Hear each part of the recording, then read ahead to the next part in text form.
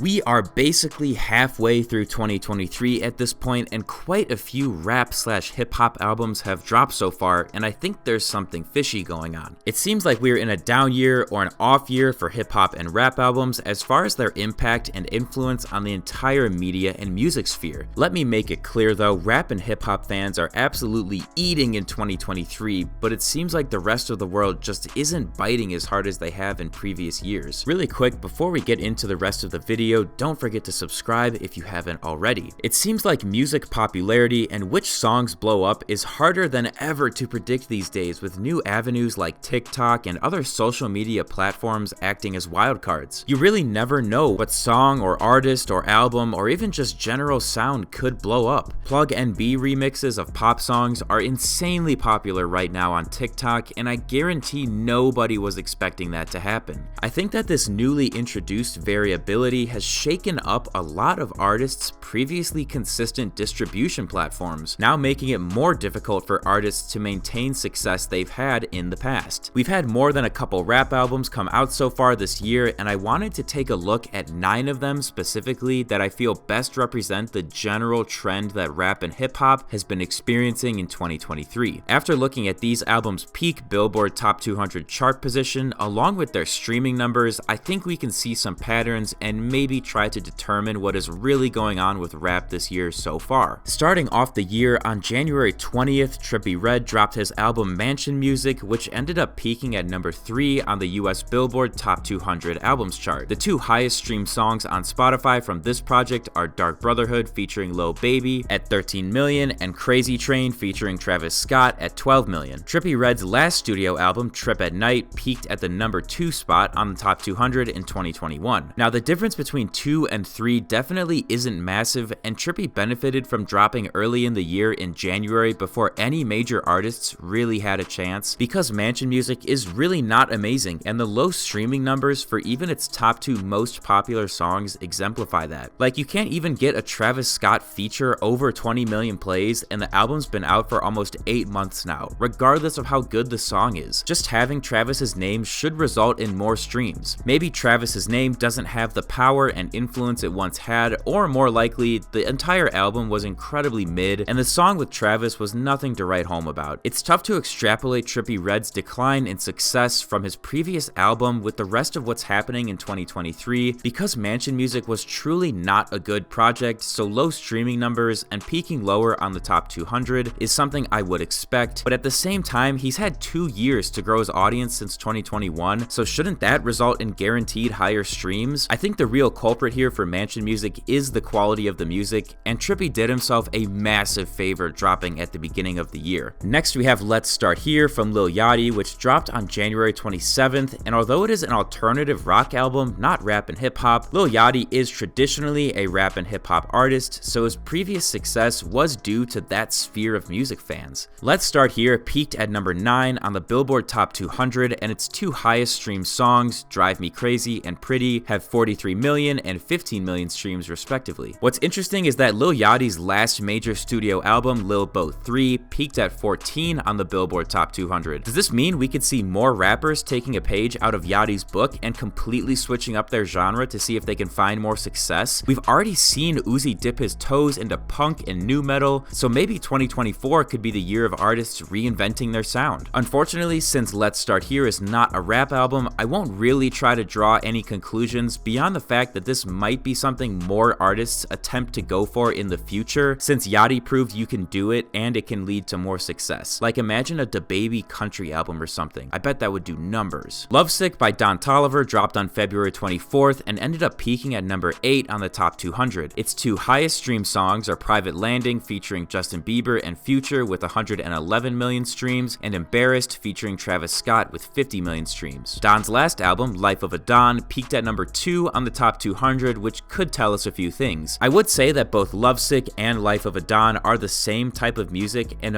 both are quite good and some of Don Toliver's best work, so then why did Lovesick end up 6 places lower than Life of a Don? Especially since Don Toliver's fanbase should be bigger now than it was a few years ago. Well, it could be due to an overall larger shift in the music industry that I think we've been seeing for all rap and hip-hop albums so far this year, considering they are consistently peaking at lower numbers than previous projects from the same artist. Let's take a look at a few more projects and see if this trend from Don Toliver's last 2 albums applies to other rap and hip hop artists. Lil Durk's Almost Healed dropped on May 26th and peaked at number 3, while his previous studio album 7220 peaked at number 1 last year. Its highest streamed song is All My Life featuring J. Cole at 163 million, while its second highest is Stand By Me featuring Morgan Wallen with 53 million. It's crazy that with how popular Broadway Girls was with Durk and Morgan in 2021, that another collab song from them is nowhere near as popular. Almost Healed does have a certified hit in All My Life, and 163 million plays is nothing to scoff at, but this is the first real hit rap song of the year, I'd say, and it came in May. We had to wait all the way till May just to get a rap song that was popular enough to break 150 million streams on Spotify. Well, how about other rap albums that have dropped between now and May? Do those have a hit song? Well, let's investigate. The Across the Spider-Verse soundtrack that dropped on June 6th, done by Metro Boomin, peaked at number 5 on the top 200, while the first Spider-Verse movie's soundtrack peaked at 2. Across the Spider-Verse does have 2 highly streamed songs, Calling featuring Nav, Sway Lee, and A Boogie with the Hoodie with 123 million, and Am I Dreaming featuring A$AP Rocky and Rosie with 106 million streams. Okay, that's pretty good. The numbers are getting higher as we are getting further into the year, but the streams kinda fall off outside of the top 2 on Across the Spider-Verse, and I really wouldn't say Calling was a hit. The Spider-Verse albums are a bit hard to compare with other rap albums because they are collaborations between tons of artists, so why don't we see how Gunna did this year with his solo album. A Gift and a Curse dropped on June 16th and peaked at number 3 on the top 200, while Gunna's last album, DS Forever, peaked at number 1. We finally have another song that I can comfortably call a hit in the same leagues as All My Life with Fuck You Mean, and it has absolutely blown up on TikTok. Unfortunately, it seems the album is really being carried by Fuck You Mean, as the next highest streamed song on A Gift and a Curse is Bread and Butter with 27 million streams. Now, I really don't think A Gift and a Curse is that much worse than DS Forever. I could have easily seen it peaking at 1, but I think there's just too much competition from other genres, combined with rap and hip hop just seeing a general dipping trend this year regardless of the actual quality of the albums. For the last 3 albums on my list, let's look at by far the 3 biggest rap artists that have dropped this year. Young Thug dropped Business is Business on June 23rd, which peaked at number 2 on the top 200, while his previous album Punk peaked at number 1. You would think that with Thug's trial and him being basically in jail but still dropping an album that he would have so much publicity and wind up with crazy streaming numbers, but really that did not happen at all. The highest streamed song, Oh You Went featuring Drake, is sitting at 36 million, while Parade on Cleveland, also featuring Drake, is sitting at 12 million. Again, I don't think Young Thug has gotten worse or that Business is Business is a step down from Punk. I think the general public is just not listening to rap and hip hop albums like they have in previous years. Now, the last 2 projects on my list are very recent, but I think they still are worth being talked about. Pink Tape from Lil Uzi dropped on June 30th and peaked at number 2 on the top 200, while Uzi's last album, Eternal Atake, peaked at 1. Uzi is the only rapper who has had a genuine, insanely popular hit song with Just Wanna Rock. Although it did come out last year, it got most of its plays in 2023, so I'm counting it here. I think the fact that rappers like Drake and Travis Scott aren't making crazy hits like they have in the past is maybe a contributing factor to the general decline of rap numbers. The fact that there's only one rap album this year with a song over 200 million plays and it came out so recently shows me that it's possible society just has lost their appetite for rap and hip hop this year. Finally, Utopia from Travis Scott that just recently came out on July 28th did end up peaking at number 1, while Travis's last album, Astroworld, also peaked at number 1 in 2018. The 2 highest streamed songs on the album, K-Pop featuring Bad Bunny and The Weeknd, is sitting at 77 million streams, while Meltdown featuring Drake is at 46. Travis peaking at number 1 with both of his most recent albums definitely shows his staying power and popularity as an artist, but he hasn't had any hits this year at all. K-Pop is not a hit and only has 77 million streams because it was the first single from Utopia. Travis has had insane hits in previous years like Sicko Mode, but he has nothing like that in 2023, and even his song with Drake is struggling to do big numbers. So altogether, there are only a few songs that are really truly hit songs that came out this year. Fuck You Mean, All My Life, Calling, and maybe Just Wanna Rock, even though it came out in late 2022. Utopia has only been out for a week, so it is a bit early to judge the songs only based on streaming numbers, but I really don't think any of them are more popular than Fuck You Mean right now solely because of apps like TikTok. Clearly, these artists are not getting worse or releasing worse albums aside from Trippie, so I think the trend of low numbers and low interest from the entire sphere of music listeners is more due to the volatility of charts these days and how influenced people are by platforms like TikTok. The fact that Fuck You Mean is still #1 on Apple Music is just evidence of how strong the pull of social media is and why it's so difficult to predict what will and won't get the full effect of that. TikTok is such a wild card and so random at times that I think it's become so much more difficult for artists to predict which songs will blow up and which ones won't. I think the absence of rap and hip hop from the group of major hit songs that dominate airwaves in a whole year is what is leading to the lower streaming numbers and lower Billboard Top 200 placements. There is just more competition and less interest from the public, and we're seeing the effects of that in the numbers. Of course, it is only August and we still have quite a bit of time left in 2023, so we will see what happens the rest of the year, but I will say the fact that major artists like Uzi, Travis, Thug, and Gunna have all dropped already, I'm not sure who we can expect for the last bit of the year. Drake's new album is supposed to be on the way. Cardi has said he's dropping new music for a while now, but he's a serial capper, so I'll believe it when I see it. It's totally possible that we get maybe one more major album the rest of the year, and in that time, who knows what kind of volatility and influence TikTok will have on both rap and non-rap songs. It's just so difficult to know or even guess these things these days due to how much power platforms like TikTok and Instagram have. I will also say though, I have really liked everything that's dropped so far in 2023, and I don't think any of it is bad really, so that's why I was so surprised when I saw how low the streaming numbers are for some of these really good albums from established artists. It does seem like this trend of wild influence from social media is not going anywhere, so all we can do is sit back and react to what happens. Thank you guys so much for watching. If you enjoyed, feel free to leave a like and subscribe to the channel, and let me know if you think artists like Drake or Cardi will end up dropping, or if you think they're capping and we won't have anything good the rest of the year.